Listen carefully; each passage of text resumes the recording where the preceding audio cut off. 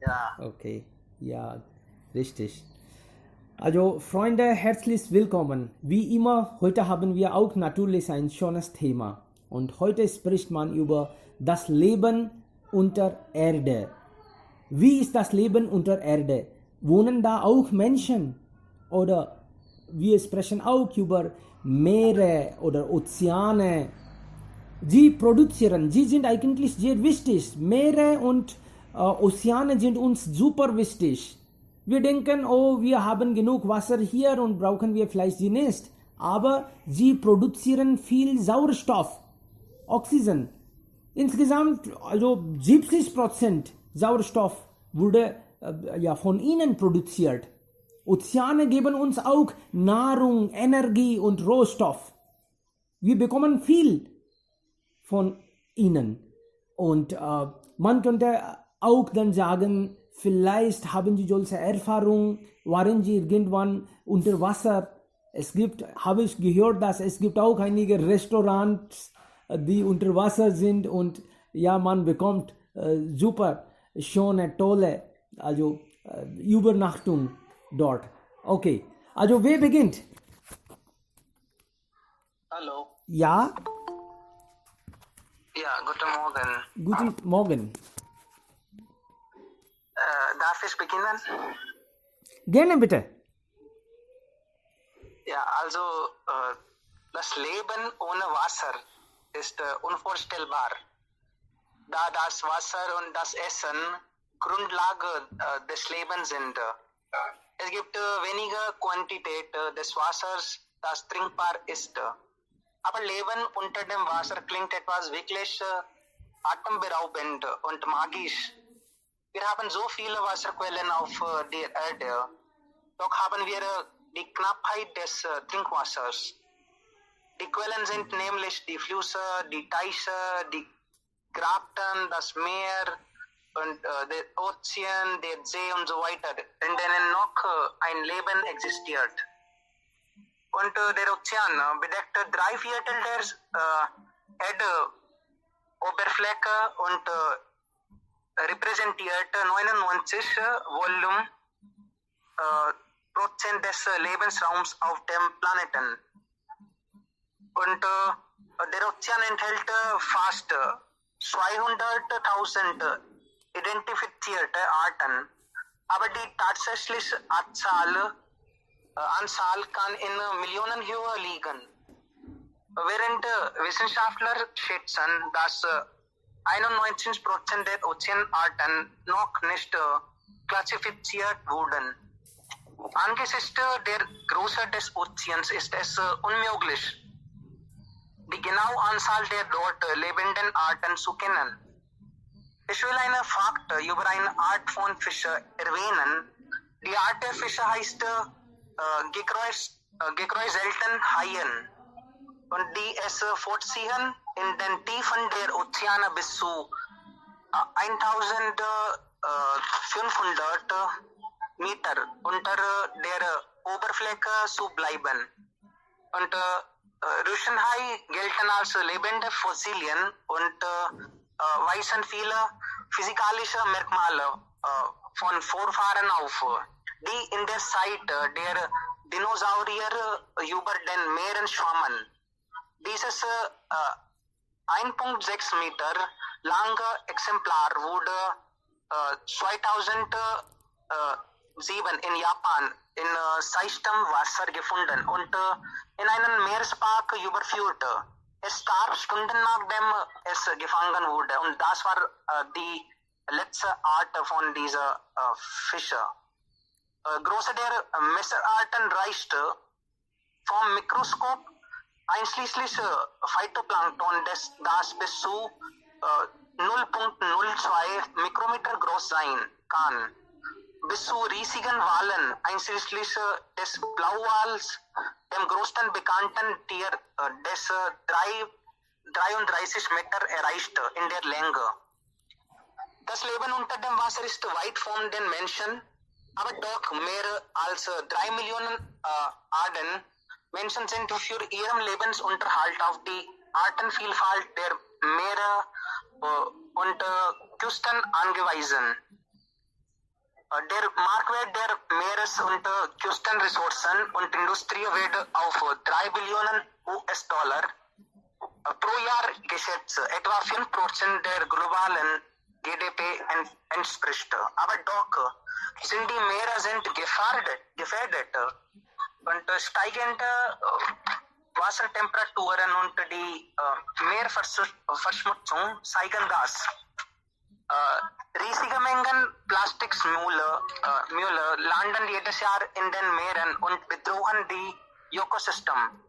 Verschmutzung, Überfischung und der globale Klimawandel belasten zunehmend das Ökosystem Meere und bedrohen so die Lebensgrundlage vieler Menschen heute sowie zukünftiger Generationen, insbesondere in den Entwicklungsländern.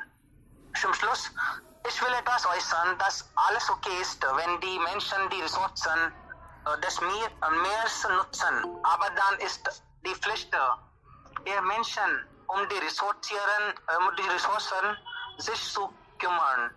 Die Menschheit soll dem Ozean für Regenwasser, Trinkwasser, Wälder und Klimaküsten die Nahrung, die wir essen und dann Sauerstoff, den wir atmen, danken. Aufgrund Plastikmüll sterben viele Lebewesen. Menschen haben kein Recht, diese Ressourcen und Lebewesen zu stören oder zu verschmutzen. Ja, danke, das war alles. Sehr schön, Rishabh. Ja, wunderbar.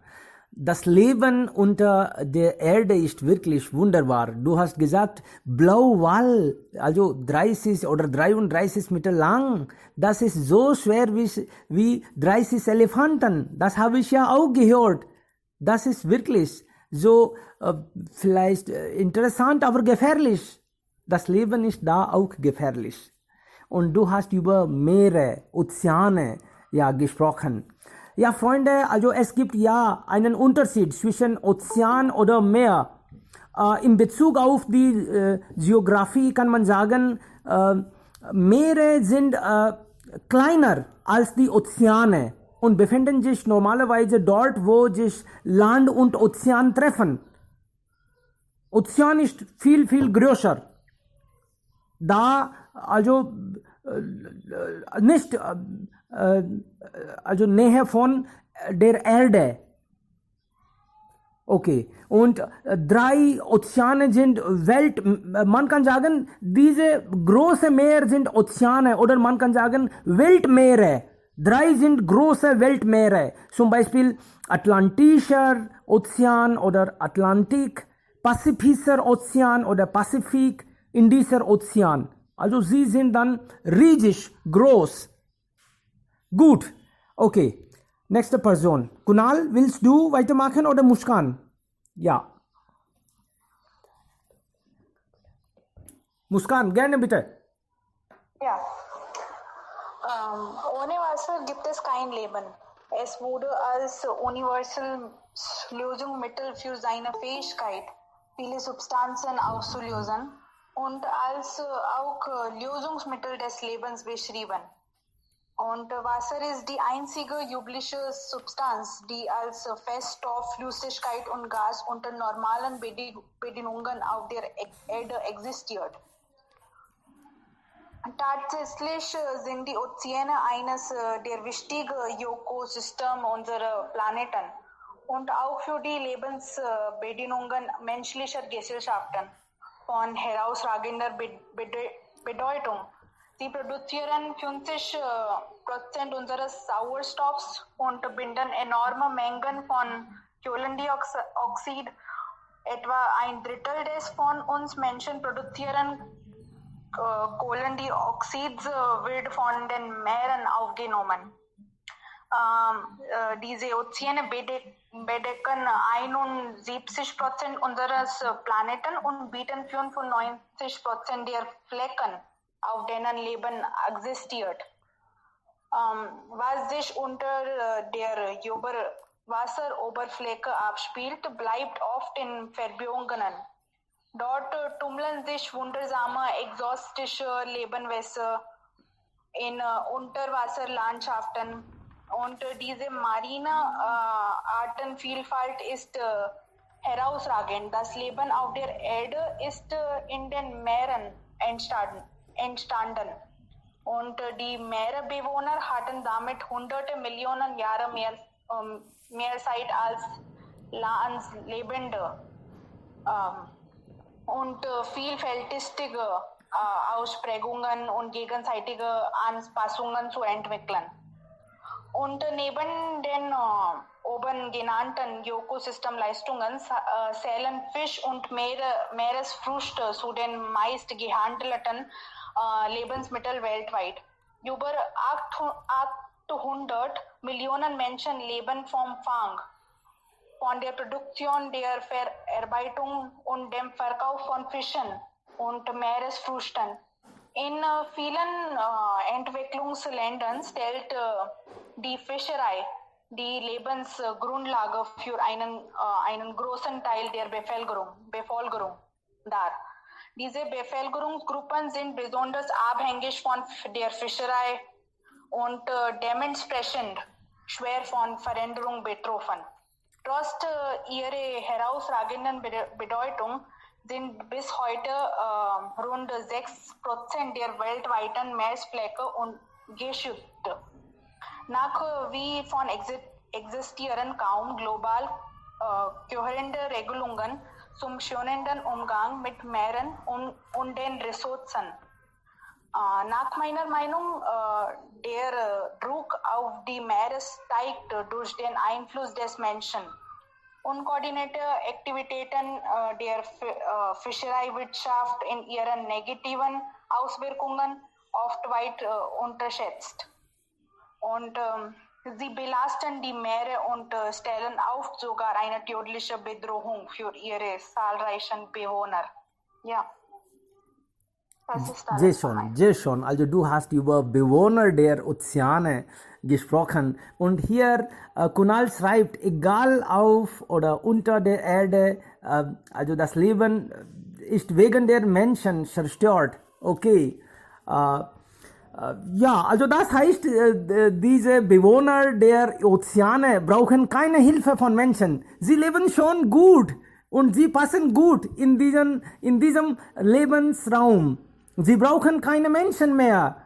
Sie sind so glücklich, vielleicht, wir wissen nicht. Wir kennen auch diese Tiere oder Vögel gibt es vielleicht nicht. Tiere sind da und wie also unsere Freunde gesagt haben, es gibt Blauwal, Pinguine, viele Tiere, Seehunde, Seelöwen. Sie leben gerne am Land, aber sie sind trotzdem sehr gerne im Wasser.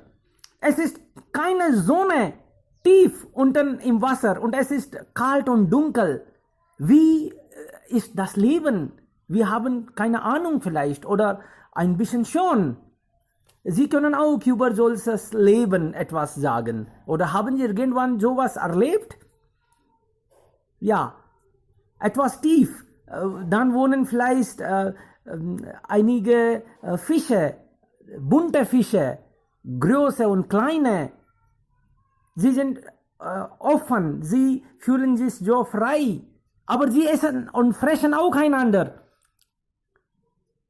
Delfine ist da, Schildkröte, Tintenfischen, also so viele. Wir haben gar keine Ahnung eigentlich.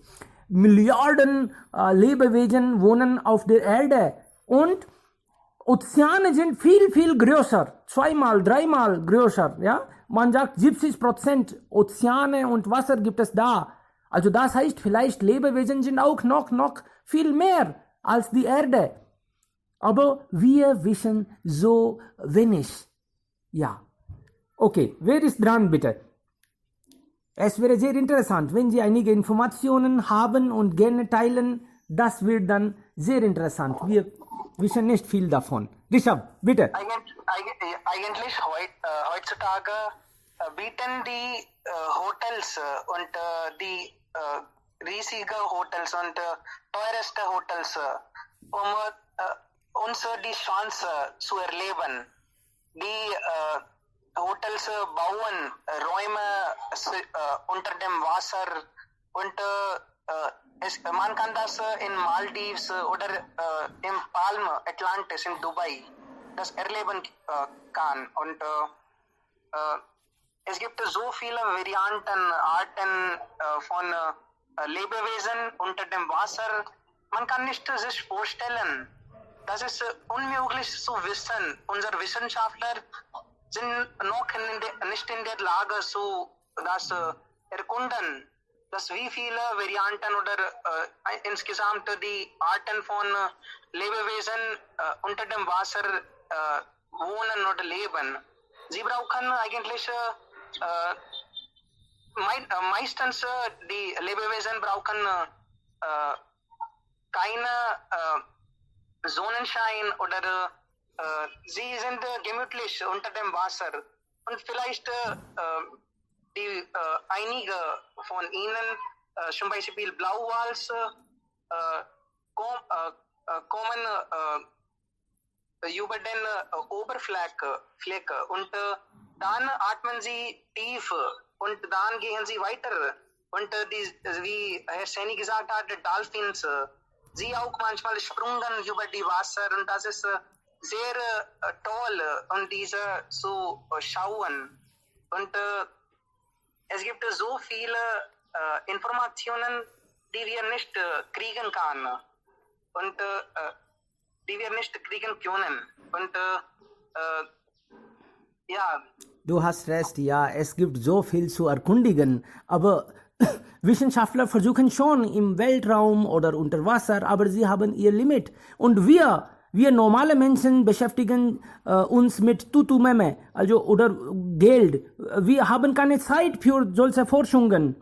Das macht Spaß, aber dann wir haben viel zu tun, diese Kleinigkeiten und das Leben ist dann ja weg. So ganz tief, also man braucht eigentlich Leidenschaft, man braucht also man sollte Interesse haben, Lust darauf haben. Was ist da im Dunkeln? Also es gibt ja auch Laternenfische, habe ich irgendwo gelesen. Es ist dunkel und da kann man nicht sehen. Es ist sehr kalt und dunkel im Tiefwasser. Diese Laternenfische, sie leuchten sich, sie leuchten schon und können vielleicht ja sich bewegen. Wenn wir über Tiefwasser, über Ozeane, über also Meer denken, dann gibt es vielleicht viele zukünftige Ideen, wie jemand, also du über Maldives oder über solche Restaurant, über Unterwasser gesprochen hat. Das sieht wie ein Science Fiction, das könnte nicht ja wahr sein. Wir wollen das alles ja selbst erleben. Nur das wäre vielleicht wunderbar. Aber wann haben wir Zeit? Wer versucht? Wir beschäftigen uns mit ja Lebensunterhalt. Wir haben nicht so viel Zeit und deshalb wurde nicht viel erkundigen. Ja, Rajan, bitte schon. Einige Ideen haben gefällt mir sehr hier, aber einige würde ich gern dagegen etwas sprechen. Vielleicht Rishabh hat recht, es gibt viele oder zahlreiche Lebewesen unter dem Wasser. Wissen das vielleicht nicht, wie viele oder wie sagt man, wie viele Lebewesen sind unter dem Wasser sind. Und vielleicht die Zahlen können wir auch nicht hier äußern, weil das ist nicht fest oder bestimmt ist. Jeden Tag haben wir eine neue Spezies bekommen. Das heißt, es gibt viele zahlreiche Lebewesen, das können wir nicht auch vorstellen. Verschiedene Shape, verschiedene Aussehen, alle sind da. Aber für mich, Meereslebewesen sind vielleicht die Pflanzen, die Tiere und auch die anderen Organismen, die im Salzwasser der Meers oder Ozeans leben. Vielleicht diese volumenmäßige machen Ozean etwas 90% des Lebensraumes auf dem auf diese Planeten oder vielleicht die Erde aus. Mehr als 30% Lebensraum sind aus Ozean oder vielleicht Wasser kommen. Und es gibt vielleicht kein Leben ohne Wasser. Wir auch bestellt auch vielleicht Wasser. Mehr als 70% in unserem Körper haben wir Wasser. Es gibt vielfältig Tiere, Pflanzen oder unter dem Wasser und sie sind vielleicht ganz anders voneinander und sie haben vielleicht ganz anderes Leben. Aber Wasser hat auch vielleicht die Sauerstoffgehalt. Ich meine Oxygen, gibt es auch Sauerstoff in Wasserhalt und da diese Tiere brauchen auf jeden Fall diese diluted Sauerstoff. Ohne Sauerstoff können wir unser Leben nicht haben und wir brauchen das Sauerstoff auf jeden Fall.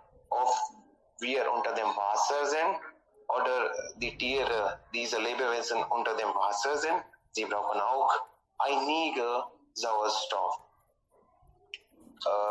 Und einige brauchen vielleicht weniger und einige brauchen vielleicht mehr. So gibt es viele verschiedene Tiere unter dem Wasser. Die andere Spiegel von Wasser hat andere vielleicht andere Wasserinhalt. Deshalb brauchen die andere Tiere andere Wassereinhalt. Sonnenstrahlung brauchen diese Tiere auch, um sein Essen zu kochen. Vielleicht. Aber Sauerstoff ist immer erforderlich für diese Tiere und Pflanzen. Aber heutzutage die Situation ist sehr schlecht. Wegen dieser Umweltverschmutzung, das Gehalt der Sauerstoff Tag für Tag reduziert werden und das ist vielleicht sehr schrecklich. Gibt es viele Nachteile damit. Da sollen wir auch achten. Vielleicht diese Menschen, wie Kunal hat schon gesagt, sind vielleicht wie sagt man, diese Menschen haben das alles gemacht. Sie spielen vielleicht auf dem Wasser, viele Aktivitäten machen sie auf dem Wasser und unabsichtlich verschmutzen diese Menschen das Wasser und das ist vielleicht sehr schlecht. Die Abfallprodukte, zum Beispiel diese Flosse, einige Wafer von Essen, da können wir einfach am Strand sehen und diese Dinge haben immer negative Wirkung auf Lebenswesen und auch diese industrielle Abfälle oder kann ich sagen Industrieheiße wird hier auch weggeworfen und wegen dieser Industrieabfälle reduziert vielleicht Gehalt der Sauerstoff und wegen dieser minimale Sauerstoff könnten diese Tiere nicht Oxygen oder atmen und sie sollen vielleicht das Leben verlassen. Vielleicht das ist eine Bedrohung für Wasserlebenswesen. Klimawandel ist auch spielt hier eine sehr schlechte Rolle. Dieser Gletscher wird abfallen. Diese Klimaerwärmung ist eine der wichtigsten Wirkungen an Wasser. Dieser Meerspiegel wird hoch gewesen. Wasser ist heißer als früher und vielleicht diese Tiere können nicht so einfach atmen und sie sollen vielleicht sterben. Auf jeden Fall gibt es viele Flora und Fauna und viele Flora und Fauna sind schon weg und in der Zeit wird auch manche Flora und Fauna weg sein und das soll auch vielleicht nicht sein vielleicht. Wenn man vielleicht nicht ein Leben anbieten kann, hat er keine Rest, ihr Leben zu zerstören. Diese Tiere sollen auch leben. Wegen dieser Fröhlichkeit, wie jemand hat gesagt, dass unter dem Wasser können wir auch Hotel oder können wir auch einige Aktivitäten machen. Aber diese Aktivitäten und diese Hotelfröhlichkeit vielleicht unabsichtlich wirken, haben eine negative Wirkung auf Lebenswesen. Und das sollen wir auch nicht, auf jeden Fall nicht machen. Wir haben auf der Erde so viele Platz, da können wir auch vielleicht fröhlich sein, da können wir auch genießen, aber nicht unter dem Wasser. Sie haben auch Leben, sie sollen das. Einige Forschung ist immer wichtig, einige Fröhlichkeit ist immer wichtig und das geht, aber nicht so viele. Das machen wir heutzutage. Das ist wirklich sehr unrecht. Ja. Sehr gut. Entschuldigung. Ja, Ich bitte? möchte ihm eine Frage stellen. Er hat gesagt, das Wasser ist heutzutage heißer als früher und die Lebewesen sollen sterben. Was bedeutet das? Das bedeutet, Klimawärmung ist ein Grund, warum ist das Wasser so heiß ist. Er ist 1 oder 2 Degree Celsius höher als früher. Und wegen dieser Heizung vielleicht die Gehalt der Sauerstoff, Gehalt der Oxygen wird reduziert. Und viele Tiere können nicht so einfach atmen. Deshalb sollen sie vielleicht sterben. Das meine ich. Genau. Also, Aber sollen sie, Sie sollen sie, müssen sie. Sie können nicht atmen. Vielleicht Gehalt des Sauerstoffs ist sehr wenig. Es gibt sehr wenige Oxygen im Wasser jetzt. Wasser ist vielleicht fest dreckig. Sie könnten nicht das Oxygen aus dem Wasser nehmen. Deshalb könnten sie vielleicht nicht atmen. Und meinst du, dass sie hatten denn sterben müssen? Das bedeutet vielleicht du. Also wir Menschen schaden das. Er hat vielleicht gesagt, dass Menschen schaden das wegen Jol und das wird verbreitet manchmal und Abwasser landet ans Meer. Diese Weise wird das Flora und Fauna zerstört und viele sterben einfach aus wegen unserer Taten. Ja, Rajan, du hast ja recht, wenn du sagst, dass es gibt unzahlreiche Lebewesen im Wasser.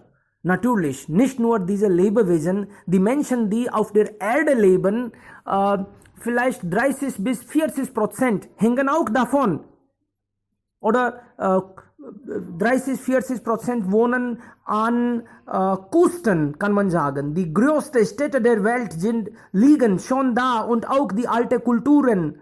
Zum Beispiel bei uns Mangaluru, Prayagraj, Hyderabad, Calcutta, Chennai, Mumbai, Südafrika oder in Amerika, New York oder diese großen Städte liegen am Rand, am Meer. Also das heißt, diese Menschen sind auch davon abhängig.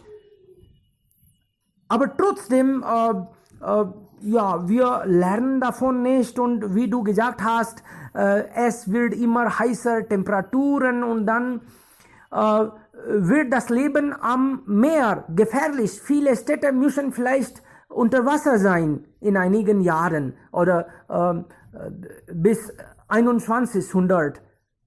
Ja, das Leben wird natürlich gefährlich und schwieriger im Laufe der Zeit, wenn wir nicht stoppen, was wir gerade machen. Jetzt können wir alles kontrollieren, blockieren. Diese Aktivitäten vielleicht sollen wir. Wir müssen. Die Erde wollen uns auch das gleich sagen. Das Coronavirus ist auch eine Wirkung, auch vielleicht eine Folge. Das Erde vielleicht die Erde will etwas uns sagen. Das stört mir noch nicht. Ich bin auch dein Haus, vielleicht dein Haus. Genau,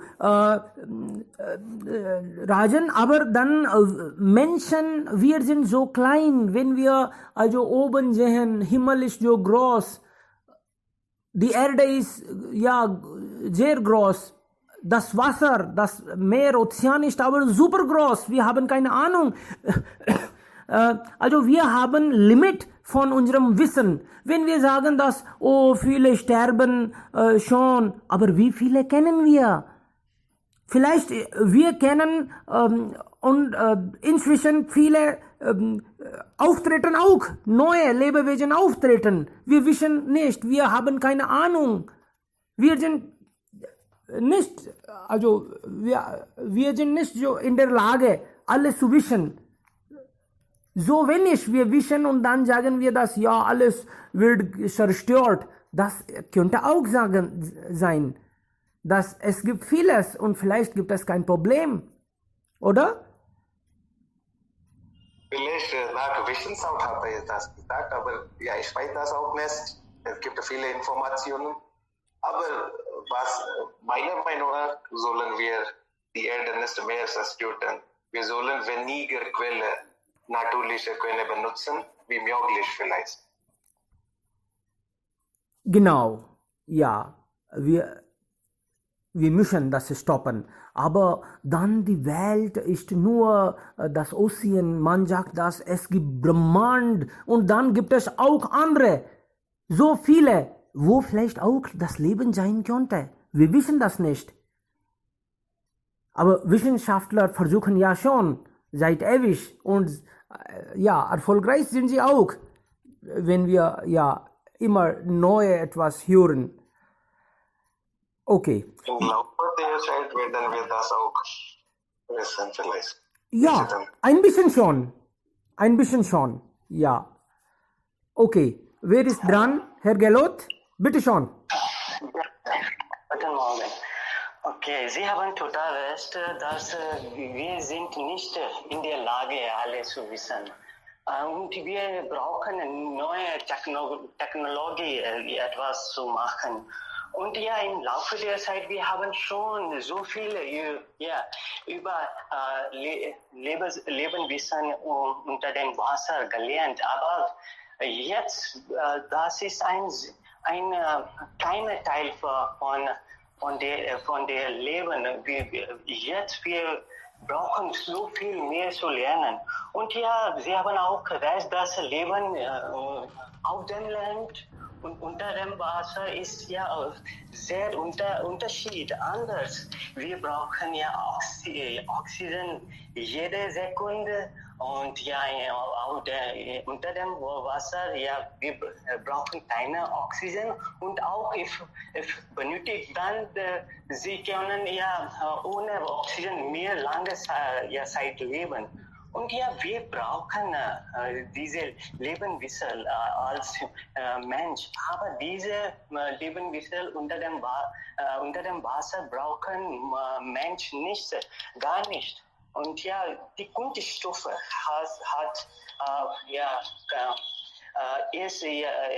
erstellen ja Unterstützung von dem Leben dem Wasser und schaffen alle Probleme. Ja. Und wenn wir heute über das Thema sprechen, dann habe ich das Gefühl, dass wir so wenig wissen. Wir haben keine Ahnung, was im Tiefwasser gibt. Es gibt natürlich eine ganz eigene Welt. Mit hohen Bergen habe ich gehört, dass es gibt auch Berge im Wasser. Das Wasser ist ja salzig, vielleicht auch Juice, ich weiß nicht, aber salziges Wasser ist überall, habe ich gehört. Und ja, auch und ja, Wissenschaft, ja bitte. Ja, wenn Rajan sagt, dass wir schaden viel, ja, er hat ja natürlich recht. Wir haben auch das so oft gehört und gelesen, dass die Schiffe verschmutzen das Wasser mit Öl.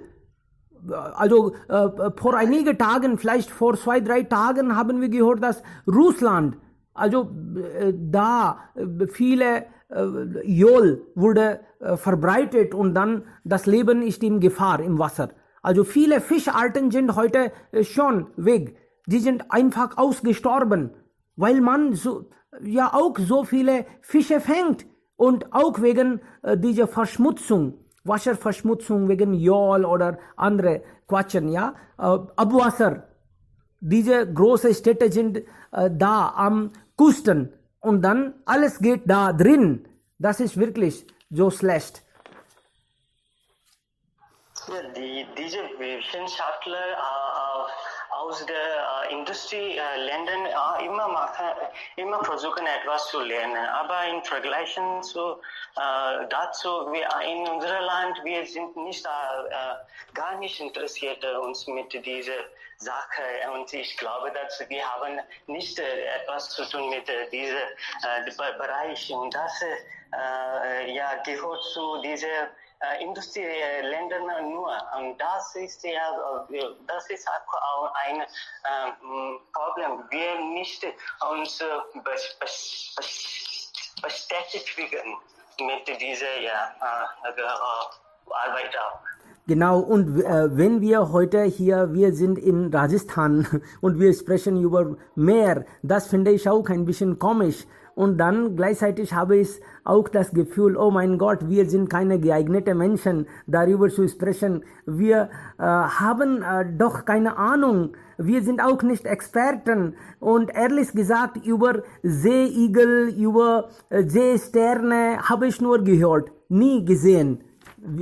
Pinguine oder haben Sie solche Erfahrungen über solche Lebewesen? Haben Sie gesehen? Pinguine und welche noch Tiere? Für mich, okay, es gibt ja Leben im Wasser. Aber wer wohnen da? Wir können vielleicht auch nicht 10, 20 Namen sagen. Das ist auch schwer. Wir sagen Blauwal oder Walhai oder das sind nur Namen. Walhai ist ein Lebewesen, der bis zum 14 Meter groß sein könnte und lebt 100 Jahre alt oder mehr. Blauwal ist 30 Meter. Ich habe als Kind das gelesen, dass das ist so schwer wie 30 Elefanten zusammen. So schwer. Mein Gott, Pinguine und solche Seepferde gibt es da. Oder Schildkröte, sowas. Hat jemand ein bisschen Ahnung? Hallo? Ja. Ich habe das Leben unter dem Wasser nur im Schwimmbad erleben. Das ist ein Problem, ja. Schade. Rajan, sag vielleicht. Einmal habe ich Mumbai besucht und da habe ich ein Museum von diesen Fischen gesehen. Gibt es zahlreiche Fische da und habe ich viele das erlebt. Wie gibt es auch einige Geschichten unter jedes Fisch vielleicht. Und ich habe das gesehen und das erlebt. Aber das habe ich auch vergessen. Vielleicht vor 10 Jahren habe ich das erlebt. Deshalb habe ich alles vergessen. Aber ja, gibt es viele Museen, da können wir erleben. Genau, okay. Ja, natürlich, Luft und Wasser sind die wichtigsten Bestandteile des Lebens. Ohne das ist das Wasser ja nicht möglich. Das wissen wir ja schon. Und Wasser und diese Meer sind so wichtig für uns. Wir müssen natürlich für sie auch kämpfen. Sie können nicht selbst kämpfen. Und wenn sie kämpfen, dann gibt es Probleme bei uns. Zum Beispiel durch Corona oder solche Probleme kommen. Und dann sagen wir, die Natur ist so hart oder wir beschimpfen. Aber was wir machen, ganze Zeit, daran denken wir nicht. Wir müssen vielleicht daran denken und etwas, also nicht nur sprechen, aber auch handeln. Ansonsten wird das zu spät und die kommenden Generationen vielleicht werden auch nicht da sein. Ich wollte eigentlich sagen, die kommenden Generationen schimpfen uns, aber dann sie existieren vielleicht auch nicht, wenn wir also das komplett ganz kaputt machen. Ja. Vielen lieben Dank, Freunde. Also vielleicht Rajan sagt noch etwas, aber heute nicht viele Menschen sind gekommen und ja, vielleicht Ja, haben wir auch nicht viel zu sagen. Kann jetzt nicht sprechen. Ich weiß, das ist nicht das Problem, aber wir wollen gerne die Meinung von Kunal hören. Nein, er kann heute nicht eigentlich. Er ist nicht in der Lage. Also, er hat schon geschrieben, aber kein Problem. Morgen treffen wir uns wieder begeistert und dann sprechen über ein neues Thema. Natürlich. Vielen lieben Dank, Freunde. Ja. Okay. Auf Wiederhören. Wiederhören. Danke. Wiederschauen. Danke. Ja. Tschüss.